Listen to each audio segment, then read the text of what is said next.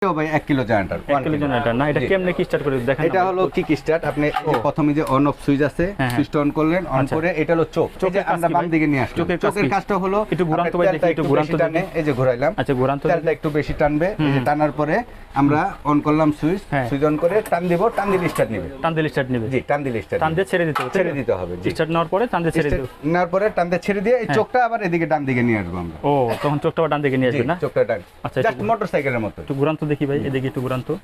ও আচ্ছা, এটাতে টাঙ্কি ক্যাপাসিটি কেমন ভাই? টাঙ্কি হলো আপনার 4 লিটার ক্যাপাসিটি। টাঙ্কি ক্যাপাসিটি 4 লিটার। 4 litre capacity. ও, তাহলে তো মোটামুটি বেশ খারাপ না, ভালোই আছে, তাই তো? জি, ভালো আছে। আচ্ছা, এটা দিয়ে কয়টা ফ্যান কয়টা লাইট চলবে ভাই? এটা তো 7টা ফ্যান 7টা লাইট সেম।